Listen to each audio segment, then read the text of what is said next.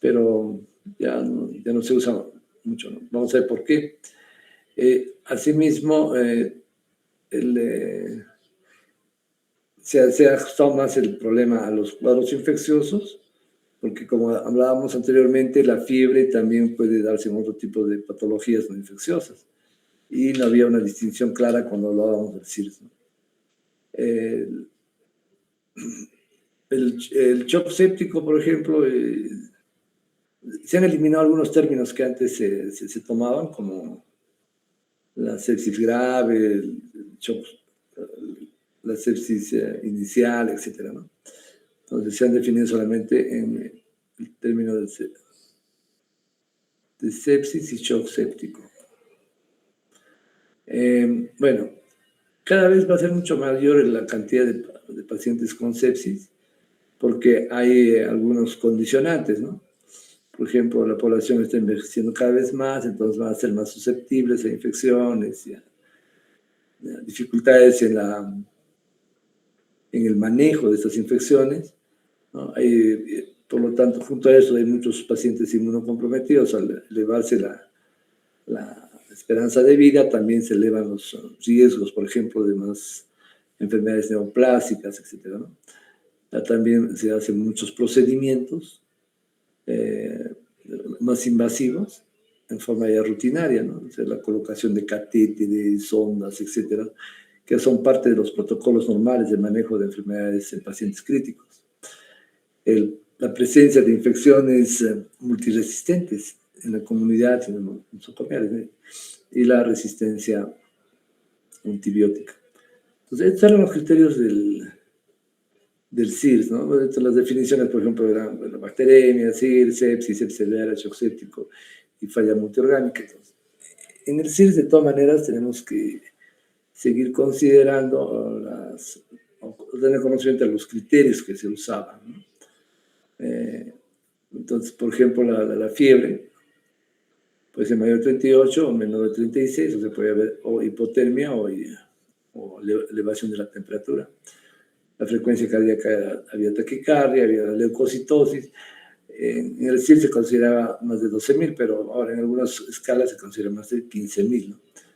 O menor de 4.000, podría ser con leucopenia, especialmente en pacientes inmunodeprimidos.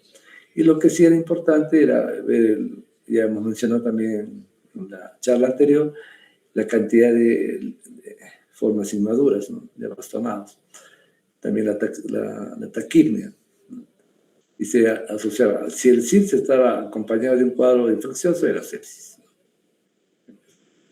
Y más o menos este era el esquema que se manejaba. O sea, tenemos el SIRS, la infección, que puede ser por diferentes bacterias, hongos, parásitos, etc.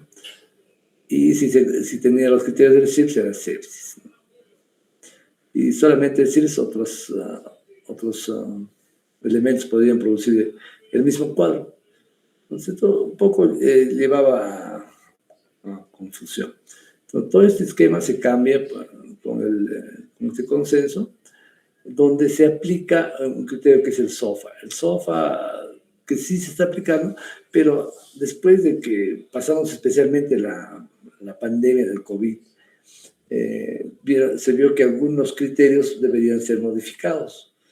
Y tenemos algunas otras definiciones, ¿no? Entonces, este es el consenso donde se aplica el tema del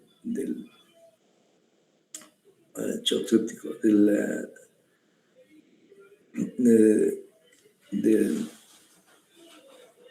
las nuevas definiciones de sepsis, ¿no? Entonces, como el SOFA. Entonces hay que tener en cuenta de que las definiciones anteriores a veces llevan mucha confusión y requerían a veces muchos procesos de intervención. Por ejemplo, la cuantificación de los gases arteriales, ¿no? Bueno, acá se ponía mucho énfasis en la situación inflamatoria. Entonces, por ejemplo, la cuantificación de los de la alcalosis y de la acidosis metabólica, la presencia de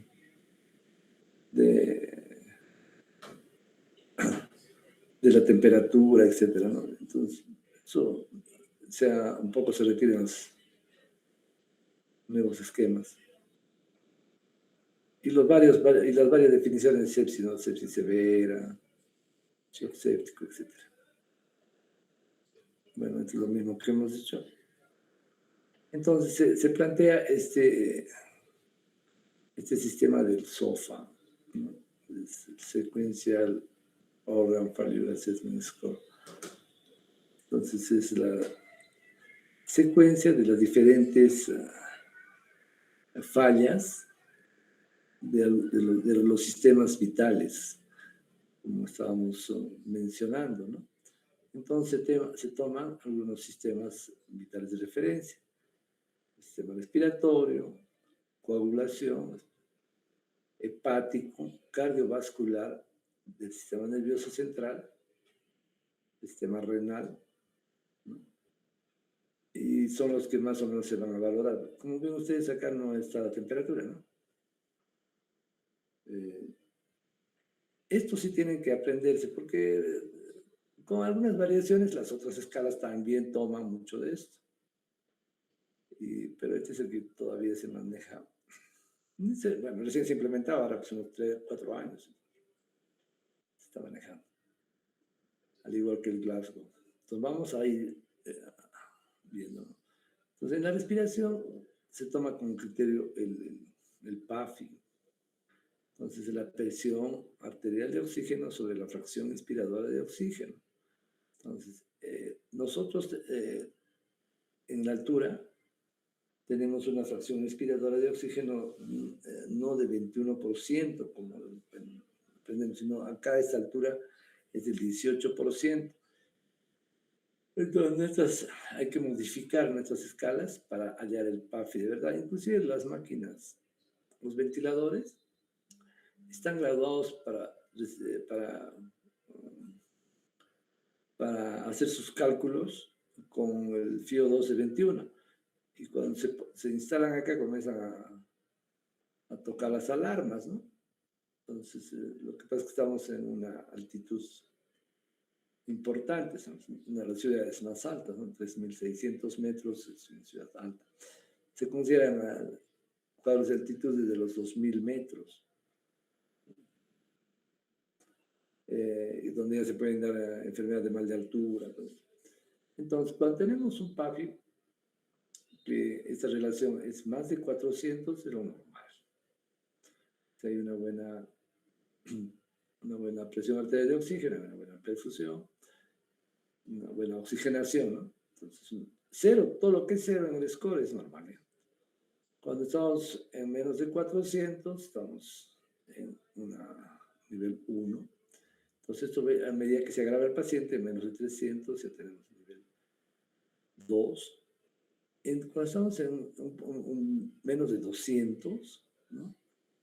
Del PAFI, de la relación, entonces este paciente va a requerir soporte ventilatorio. Es importante. O sea, acá ya requiere soporte ventilatorio.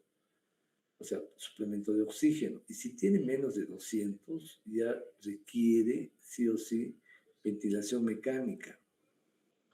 Acá en el 2 vamos a dar suplemento de oxígeno. Pues ya acá podemos darles respiración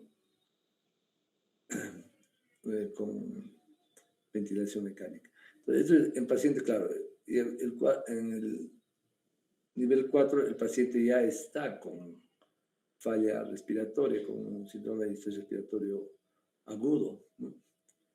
En el caso de las plaquetas, en las plaquetas más de 150.000 es lo normal, ¿no es cierto? Entonces, a medida que va bajando, vamos a ir viendo las escalas. Entonces, cuando estamos en menos de 100.000, ya hay riesgo de petequias, ¿no? De presencia de petequias, hay que buscar sangrados espontáneos, petequias, hemorragias. Menos de 50 ya es espontáneo. Entonces el paciente ya va a tener gingivorragia, epistaxis, ¿no? Y las lesiones, por ejemplo, por punturas, por venopunción van a ser mucho más, se van a producir ya hematomas, equimos. Y menos de 20 en plaquetas y hay una inminencia de sangrado a nivel del sistema nervioso central. O sea, eso sí es una emergencia. O sea, a un paciente no se le puede tener entre 50.000 y 20.000 plaquetas. Entonces, eso ya el paciente va a sangrar espontáneamente. Entonces, ahí es donde tenemos que hacer transfusión de plaquetas, sea la enfermedad que sea. O sea, porque el sangrado va a ser espontáneo y puede ser masivo, o se pueden producir grandes secuestros de hematomas, ¿no? Entonces, eso ya, en nivel 4 ya es un paciente muy crítico, ¿no? ¿Cómo se cuantifica la función hepática? Miren, muchos estudios ustedes habrán visto que se cuantifican con la alteración o la elevación de las transaminasas. Y dentro de eso, la TGP, la también copirúbica, es la que va a tener la mayor sensibilidad, pero en estas escalas consideran a la bilirrubina. Entonces, de acuerdo a la elevación de la bilirrubina para evaluar si es que hay una injuria hepática y una insuficiencia hepática, ¿no? Una falla hepática. Entonces, la bilirrubina normal es hasta menor de 1.2 en general. Si nosotros vemos eso que se va elevando, hasta más de 6 o hasta 12, el paciente está ya en una insuficiencia hepática, que probablemente requiera, estemos en riesgo de que haya pues falla hepática. Regularmente los dos valores, las bilirrubinas y transaminasas, se van elevando simultáneamente, paralelamente. Pero hay un momento dado en que la bilirrubina puede seguir avanzando por el acúmulo de la bilirrubina, sea la directa principalmente, y las transaminasas dejan de subir y comienzan a estabilizarse o disminuir. Esa es una falla, ese es un momento muy, muy crítico. El paciente está entrando en una falla hepática y es un muy mal pronóstico el que suceda eso, ¿no? Entonces el hígado ya dejó de metabolizar y está entrando probablemente en necrosis masiva. Entonces ya tenemos eso, ¿no?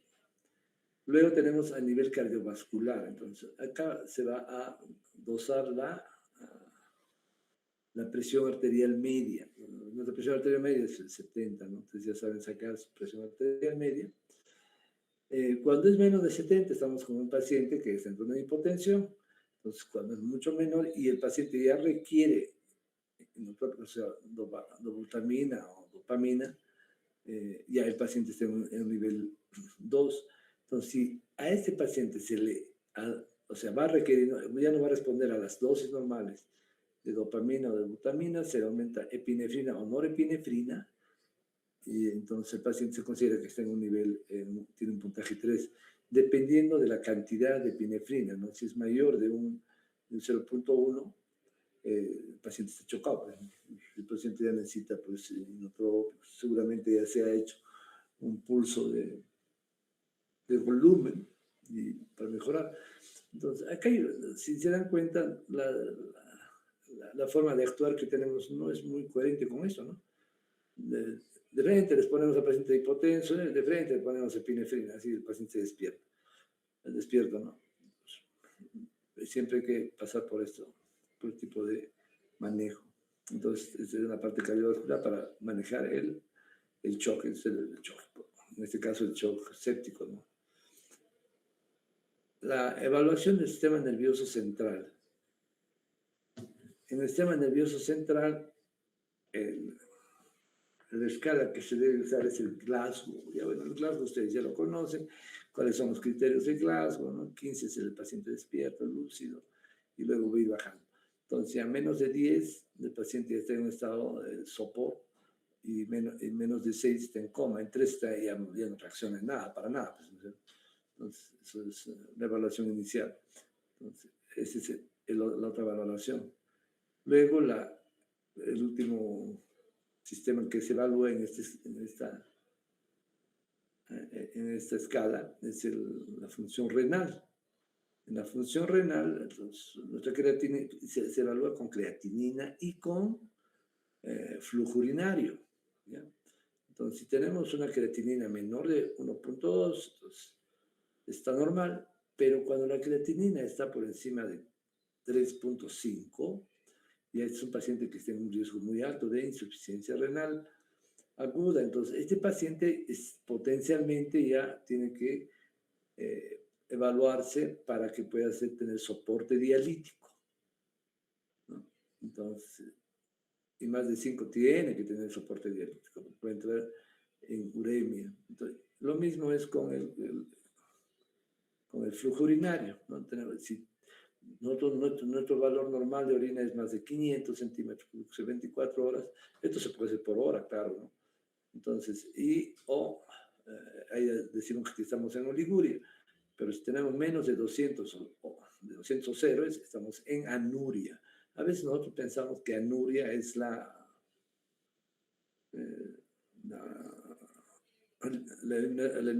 falta de eliminación total, o sea, cero de diuresis, ¿no? Entonces, eso no es así. Hay una forma de evaluar este SOFA. Miren, ese cuadrito tienen que aprendérselo de memoria, porque siempre les preguntamos, además les sirve para todas las otras, que se llama el SOFA rápido o el Quick SOFA, ¿no? Entonces, miren, considera otras cosas, 3 cosas importantes nomás en la entrada del paciente. Entonces, evaluando estos 3 puntos, ya podemos saber si el paciente, un poco el pronóstico y a dónde tiene que ir. Eso es lo más importante. Entonces, la frecuencia respiratoria, la presión arterial sistólica, o sea, acá nos hablamos del PAM, ¿no? Y si es que está con alteración mental. Entonces, evaluamos estos 3 puntos y si tienen 2 criterios, el paciente tiene que ser hospitalizado sí o sí, o debemos mandarlo a shock trauma o a UCI, ¿no? Para poder compensarlo. Y después ya hacerle todos los otros valores, porque los otros valores de acá necesitan, pues, necesitan pruebas de laboratorio, ¿no? Entonces, la disfunción orgánica, ya la sepsis se mencionó, o sea, la disfunción, se pone en riesgo la vida, la disfunción orgánica o falla multiorgánica, ¿no? Entonces, se va a decir cuando hay más de dos puntos o más en la disfunción orgánica. Y hablamos de shock séptico cuando no hay perfusión tisular adecuada, o sea, no hay una buena entrega de oxígeno en el tejido, el VO2 está mal, no funciona, entonces va a entrar en hipoxia a los tejidos por falta de una buena perfusión, por hipoperfusión tisular, y va a elevarse el lactato, ¿no?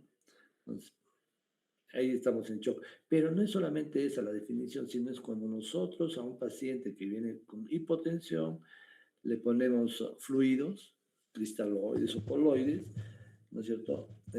Idealmente siempre hay que hacer una presión venosa central para manejar fluidos, ¿no? Entonces, si con eso eleva la presión, se estabiliza, nos vamos a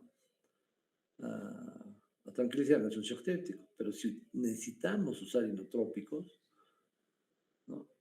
Inotrópicos como acá, como dopamina, dobutamina, epinefrina, etcétera, entonces ahí vamos a tener un problema mayor, porque ya si no responde a eso, ya estamos hablando de un paciente en shock. Si no respondió a los inotrópicos, si no ha respondido al volumen y se necesitan inotrópicos, hablamos de un paciente en shock. Y si es de origen infeccioso, un shock séptico. Entonces ya cuando usamos vasopresores para mantener una presión arterial media mayor de 65. Eso es un poco el SOFA y los criterios para que se usan, ¿no? El problema de la evaluación que nosotros hacemos en un paciente con shock tiene que diferenciarse también los otros tipos de shock, ¿no? El shock distributivo, que es una anafilaxia, el shock, que también el séptico va por ahí un poco, ¿no? el shock por hipovolemia, ¿no? Sangrados masivos, ¿no? O por diarreas, también es por masivas, son por hipovolemia, el shock cardiogénico, ¿no? Entonces tenemos que diferenciar. Entonces, cuando hagamos dengue, van a ver que el tratamiento de dengue, la mayor parte del manejo del dengue es manejar el volumen y evitar el shock. Entonces, porque como no hay antivirales, etcétera, entonces los pacientes vienen en mal estado, chocados, etcétera, ¿no? Igual cuando hay un paciente con cólera, entonces el paciente viene chocado y hay que manejar volúmenes y saber manejar bien la cantidad que se pone, porque a veces por no usar a tiempo vasopresores, etcétera, al paciente lo terminamos sobrehidratando y tenemos un paciente en anasarca y con mayor compromiso, no solamente la anasarca, sino por ejemplo el edema pulmonar, que es muy grave para estos pacientes. Eso es un poco la triste enseñanza que hemos tenido del COVID, ¿no? Entonces venían muchos pacientes con un compromiso pulmonar muy severo, con hipotensión y se les hidrataba masivamente, ¿no? Entonces, la falla respiratoria era inmediata, lógico, eso ha repercutido en una mortalidad muy alta. Eso falta estudiar bien, ¿no? Cuánto de líquido se les puso a los pacientes. Si es que eso no fue bien controlado. Entonces, bueno, este es los criterios, ¿no? Y el flujograma que ya hemos mencionado para el SWOFA. Los criterios que también se han estado usando es un poco de historia, ¿no? Durante el tiempo para manejar cuadros de hipoperfusión, hipotensión, etc. Ahora vamos a ver la parte fisiopatológica de la sepsis, que es una parte interesante, ¿no? Gran parte del cuadro de la sepsis es principalmente por una respuesta exagerada del organismo frente a la presencia de algún germen o de toxinas, ¿no? Ya sean exotoxinas o endotoxinas, y la respuesta por parte del organismo por citoquinas, radiquininas, y esto es lo vamos a ver. Entonces, el mejor modelo para poder seguir un cuadro de sepsis o de estas tormentas de citoquinas, etcétera, son los lipopolisacáridos de los gran negativos, que ya hemos visto que es una endotoxina. Entonces, es el antígeno por excelencia, ¿no? Entonces, vamos a tener diferentes líneas de defensa, ¿no? Cuando tenemos una noxa, ahí puede haber una respuesta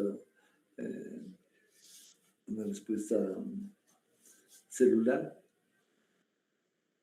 especialmente con macrófagos, y una respuesta humoral, ¿no? Con las citoquinas. Hay otros conceptos que, bueno, que lo conozcan, pero no se usan mucho. La respuesta inflamatoria, ¿no? O sea, se llama el síndrome compensatorio de respuesta antiinflamatoria, CAR, o el síndrome de respuesta inflamatoria mixta, ¿no? Marzo, el caos, shock cardiovascular, hay apoptosis, alteración de la homeostasis, disfunción orgánica, etc. Bueno, reconocimiento, ¿no? Bueno, ¿cómo va el tema de la sepsis? Ahí tenemos una noja, puede ser un agente infeccioso, y va a haber dos tipos de la respuesta proinflamatoria que normalmente se encadena, por eso les dije, sí tenemos el CIRS, pero también nos sirve para explicar un poco el proceso, ¿no? Si bien no se usaría como una escala, pero tenemos esto. Entonces, frente a una noxa, un cuadro inflamatorio, tenemos una respuesta antiinflamatoria compensatoria. Entonces, y esto va a, de todas maneras, llevarnos a un desorden inmunológico. Entonces, hay estímulos más potentes, especialmente cuando se va por la vía de la angiotensina 2, porque ahí se desencadena más las citoquinas proinflamatorias. Entonces, Bueno, acá los productos bacterianos causan sepsis, vamos a hablar de los lipopolisacáridos, las endotoxinas. En las gran positivas, que no tienen lipopolisacáridos, pero tienen peptoglicanos, ¿no? Y el ácido lipoteitoico. Entonces, estos van a desarrollar también, van a desarrollar ese mismo tipo de respuesta, ¿no? ¿No? Algunas bacterias gram positivas tienen toxinas específicas, ¿no? Como el estafilococo aureus, toxina 1, que va a generar un shock tóxico, ¿no? O el estreptococo, que tiene la toxina estreptocócica pirógena. Entonces, estas se denominan superantígenos. Todos los gram positivos, gram negativos van a tener lipopolisacáridos. En los gram negativos tenemos los peptoglicanos, pero algunos tienen a presencia de algunas toxinas que se pueden desencadenar esto, ¿no? Los tipos de choques. Ya tenemos acá el gran negativo, por ejemplo, el coli, ¿no? Con sus endotoxinas, después tenemos el gran positivo igual, con sus componentes paracelular, que van a también desencadenar respuesta inmune. Las células huésped en el síndrome séptico. Es un poco amplio, ¿no? Entonces, cuando tenemos la presencia de una anoxa, los macrófagos y los monocitos y las células dendríticas, que son también macrófagos modificados, van a responder especialmente al lipopolisacárido. Entonces, la unión de estos macrófagos va a unirse a los receptores CD14 de los linfocitos, ¿no? Y va a activar a las células mononucleares, ¿no?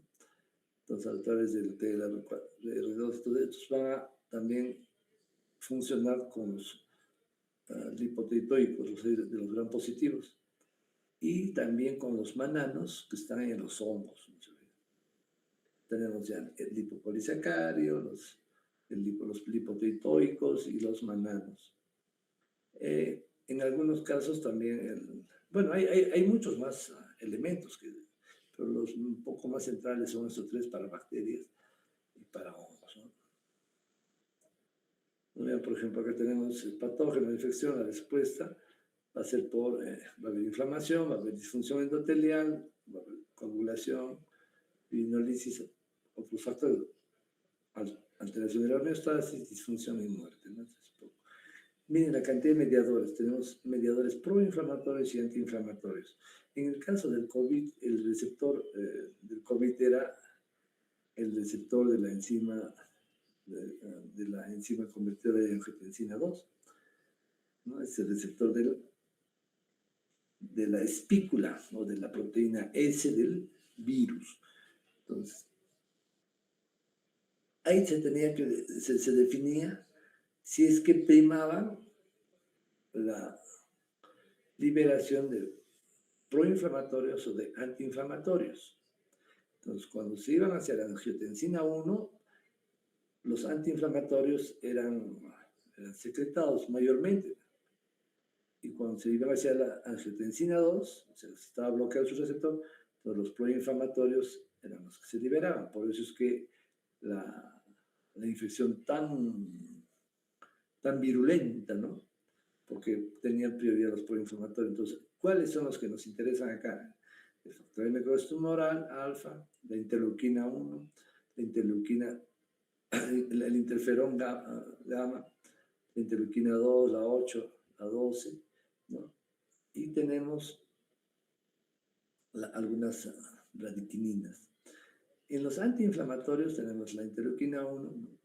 Tenemos la interleuquina 2, la 10, la 4, la 11, ¿no? Y a factores antioxidantes. Vamos a ir viendo esto que es interesante.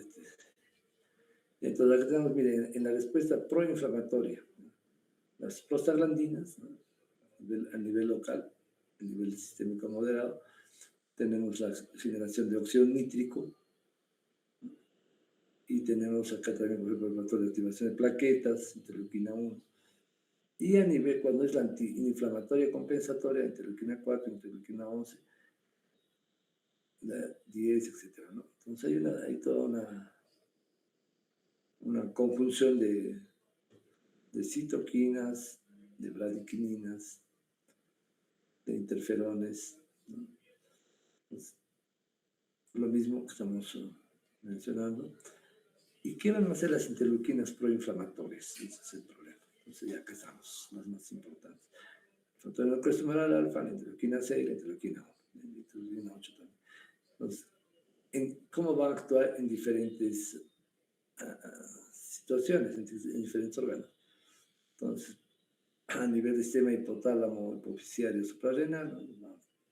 Alteraciones pues, a nivel cardíaco, depresión miocárdica, en el intestino, apoptosis linfocitaria, alteraciones entre la barrera, en el hígado va a haber alteraciones de metabolismo, en el pulmón van a reclutar leucocitos y producción de leucotrienos, neutrófilos, va a haber secreción de proteasas, ¿no? En el endotelio es donde principalmente funciona. Entonces va a haber expresión de moléculas de adhesión, o sea, van a producir más cuadros potenciales de vasculitis, apoptosis, producción de óxido nítrico, ¿no? Van a aumentar la permeabilidad para que haya una fuga de líquido y en la movilización de los monocitos para que pueda haber mayor secreción de las citoquinas proinflamatorias. Bueno, es un cuadro mucho más amplio de la cantidad de citoquinas que se mueven, ¿no? Entonces, esto se vio muy bien y mucho más estudiado en el COVID. Probablemente cuando hablamos de la parte de COVID vamos a volver a ver este problema. Entonces, también muchos de estas cininas y bradicininas nos sirven como biomarcadores. Entonces, ustedes están viendo que últimamente los biomarcadores se usan mucho para hacer seguimiento, pronóstico, evolución, ver cómo están los tratamientos, si mejoran o no mejoran, ¿no es cierto?, la situación del paciente. Entonces, ¿cuáles son los criterios de biomarcador más importantes? Que puedan ser de uso simple, ¿no? Que sean objetivables, que sean rápidos de obtener, que sean sensibles, ¿no? O sea, que puedan detectar bien un cuadro que queremos, que sean reproducibles, ¿no? Específicos para qué queremos, que no se alteren por el tratamiento. O sea, que un tratamiento o un medicamento no lo bloquee, que se correlacione con la gravedad, ¿no? Y en la sepsis esto es importante. Entonces, los biomarcadores no son de aparición rápida, y también desaparecen rápidamente. Entonces, nos van a indicar si es que un cuadro, por ejemplo, la inflamación en qué nivel está. Por ejemplo, el que más usamos es la proteína C reactiva. Usamos la sedimentación, velocidad de sedimentación globular, pero ya no se usa mucho, pero nos puede complementar.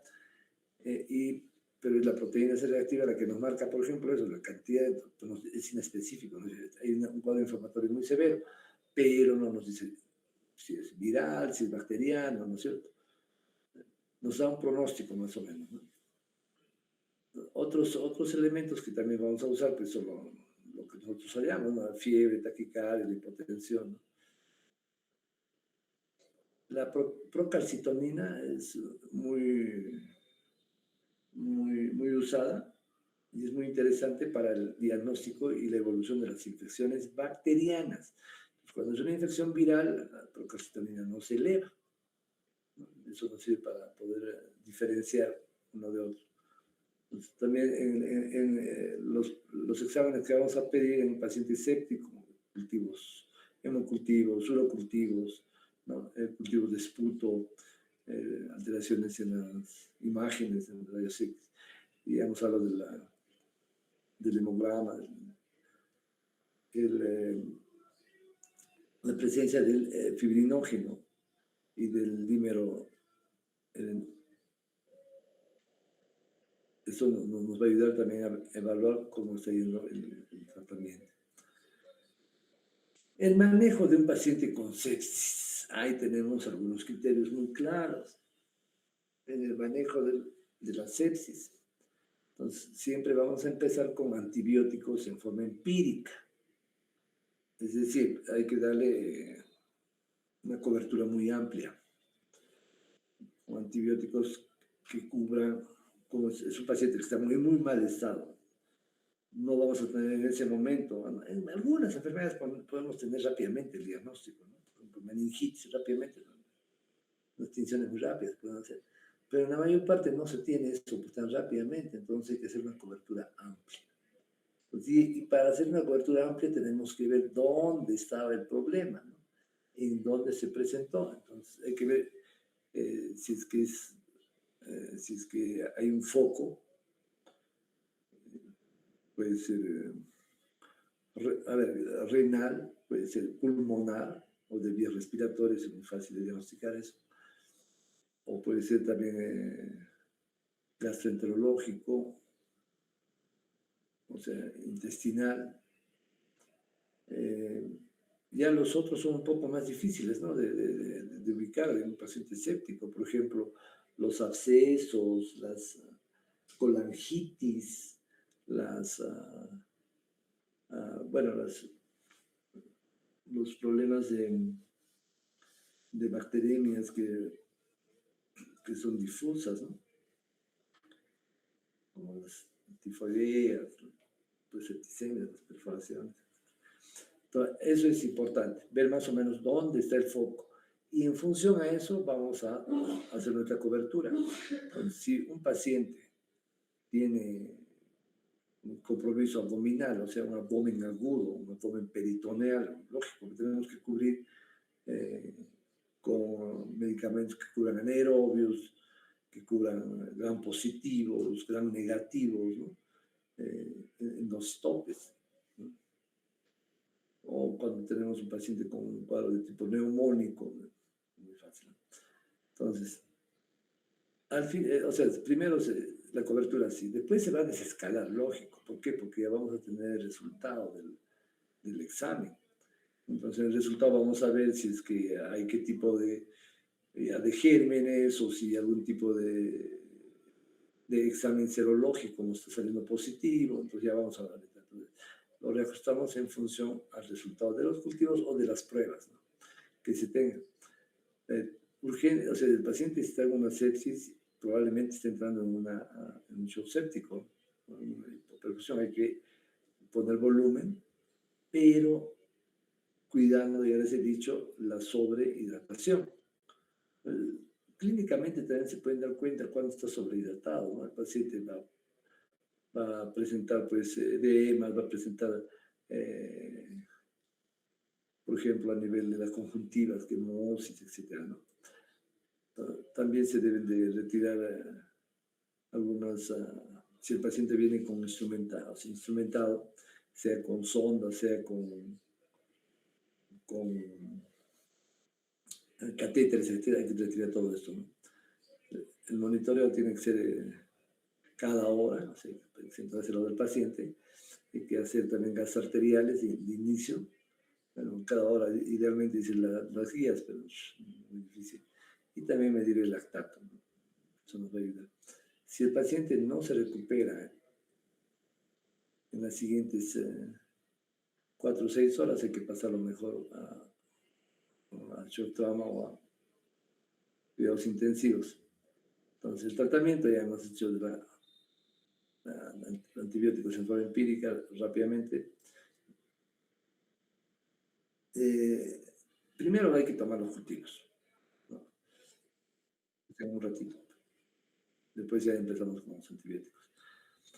Si es que hay presencia, por ejemplo, de abscesos o hay empiemas, ¿no? Hay que drenar. Eso no se puede mantener ahí. Sí se puede drenar inmediatamente. Todo en un paciente séptico se debe de anular la vía oral. Entonces todos los medicamentos, todo tiene que ir por vía endovenosa porque el paciente probablemente vomite. Y hay que una vigilancia cercana las primeras 48 horas para definir si la hospitalización o se deriva pues a cuidados intensivos o o a donde corresponda, a la unidad que corresponda, cirugía, ginecología, dependiendo de dónde está tú. Esto es importante al final. También la elección de antibióticos de acuerdo a los patrones de sensibilidad. Miren, o sea, a veces nosotros de frente llega, mejor es hacer asociaciones con antibióticos conocidos, con lo que se cubre un buen precio, que estar usando uno o dos antibióticos que son muy caros, son difíciles de tenerlos y a veces no tienen la cobertura que queremos, ¿no? Entonces, o de repente no tenemos esos gérmenes con esa resistencia tan fuerte que pensamos se debe tener. Muchos de los pacientes, no se olviden, en nuestro hospital pobre, vienen del campo y esos pacientes no han tenido contacto con antibióticos, o si lo han tenido es muy tangencial.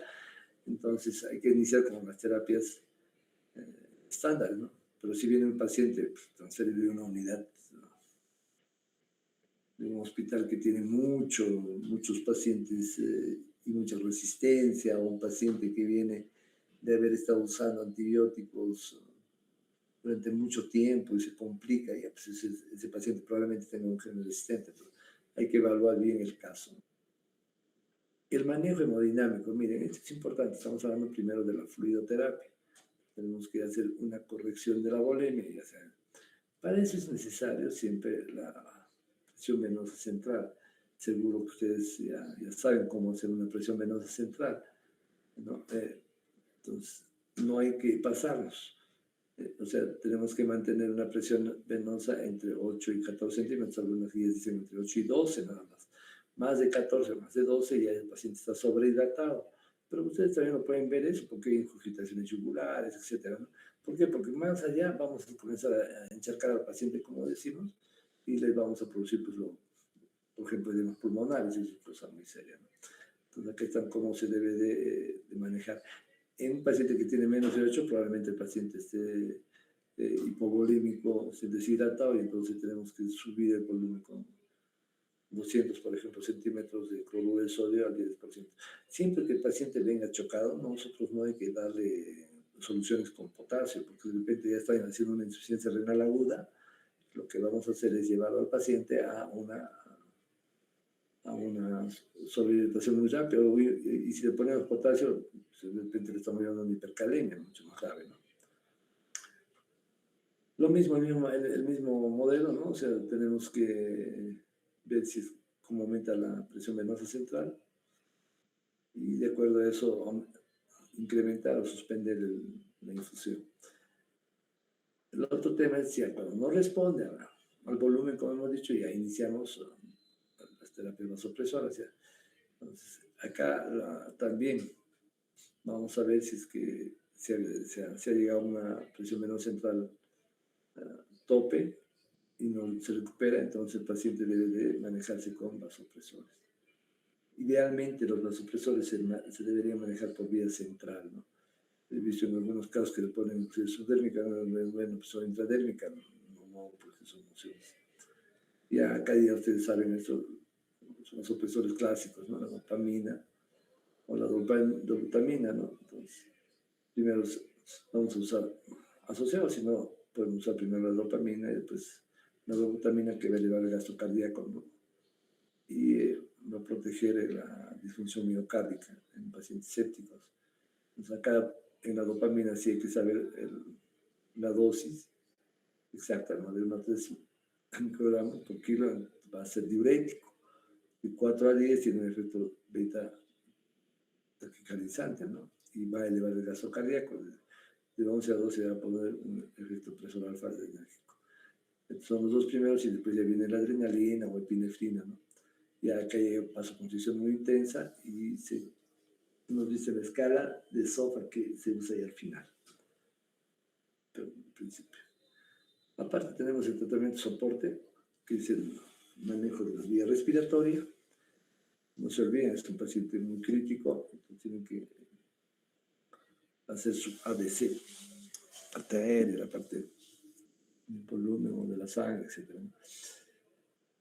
Ver en qué estado está el paciente, está ya en una sirenia, paciente séptico, si requiere intubación traqueal, apoyo ventilatorio.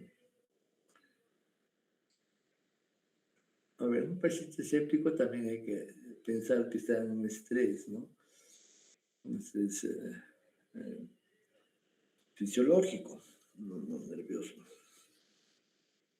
Entonces, a un paciente en esa condición hay que darle,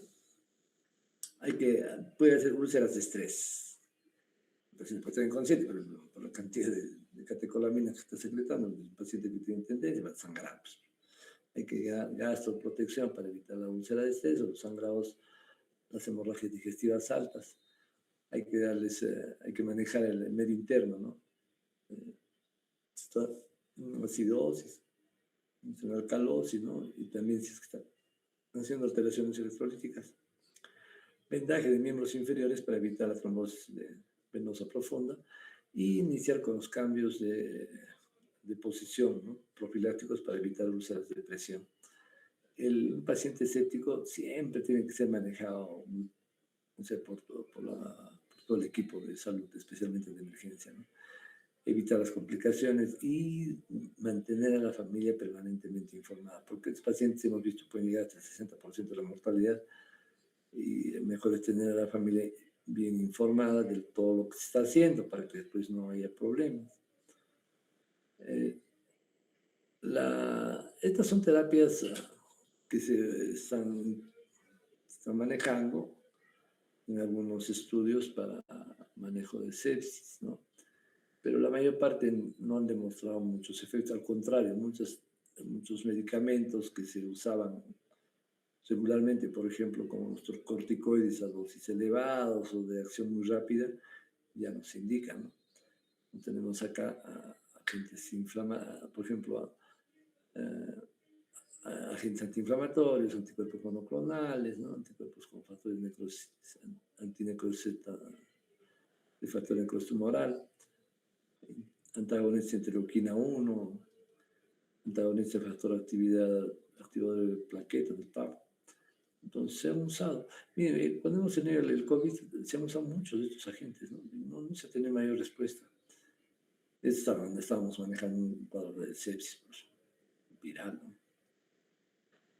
Entonces, lo que sí se sacó es el uso de corticoides en bajas dosis, ¿no? Por eso en el COVID, dentro del protocolo para los casos más graves, se usa dexametasona 4 miligramos al día, que es bajísimo, ¿no?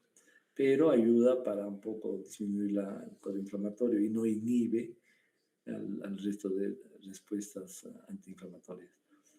También se usa la proteína C, ¿no? No se ha visto un efecto. Entonces, acá no vamos a entrar en esta parte de los diferentes esquemas o diferentes manejos. Solamente es para indicarles todo lo que se puede hacer, ¿no? Todos estos criterios se usan o están en estudio para manejo de paciente con sepsis. Entonces, hay estudios que dicen que sí, debe estar indicado, tienen valoración A, B, C, D, como ustedes saben, en procesos en ensayos clínicos de pacientes con sepsis, ¿no? Tenemos, por ejemplo, la suscitación, el diagnóstico temprano, terapias antibióticas, todo esto está siendo valorizado, se valora, ventilación por sanguíneo, ventilación mecánica, todo. Y todos tienen que tener esa valoración. Ustedes se han visto cómo se hace, por ejemplo, un protocolo, ¿no? Un protocolo hospitalario, etc. Hay que seleccionar las indicaciones que tienen mayor respaldo de evidencia, ¿no? Y eso es con estudios casi todos experimentales, ¿no? Entonces tenemos, por ejemplo, acá tenemos los niveles, ¿no? Los grados de recomendación A, B, C, D, E. Entonces siempre se van a buscar los más altos, ¿no? Y cómo es, por ejemplo, el grado A, ¿no? Que tenga por lo menos dos, por lo menos esté respaldado por 2 trabajos grandes de tipo randomizados. El grado 2, o sea, que tengan dos, por ejemplo, el nivel C solamente tiene pequeños trabajos randomizados, ¿no? El grupo 3, ¿no? Grupos de control no randomizados, el grupo 4, ¿no? grupos controlados y grupos 5, una serie de casos y opinión de expertos, son los que menos peso tienen para hacer guías o manejos. Entonces, en eso se basa ahorita la aplicación de cada uno de ellos. Entonces, por ejemplo, la citación inicial tiene una recomendación durante las primeras horas, el criterio B, ¿no?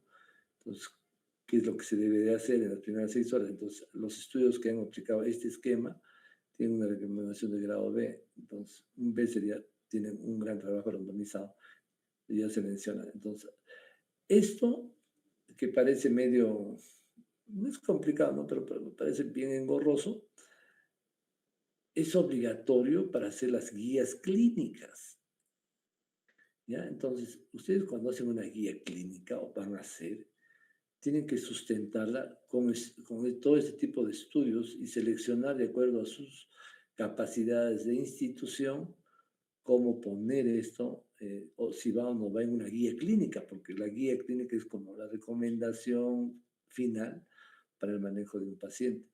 Entonces, cuando nosotros nos piden, por ejemplo, hacer guías clínicas para manejar a los pacientes, eso lo hacen equipos grandes, eso no lo va a hacer el residente, el interno, no.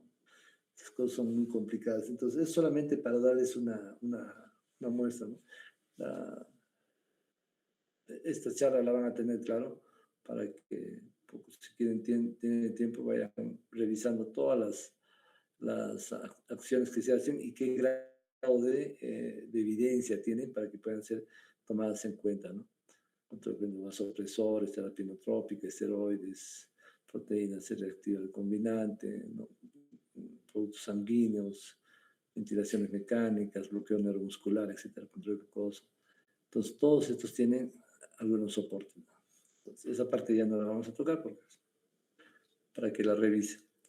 Bueno, vamos a tener 5 a 8 minutos de descanso. Tomen un poco de aire y volvemos, ¿sí?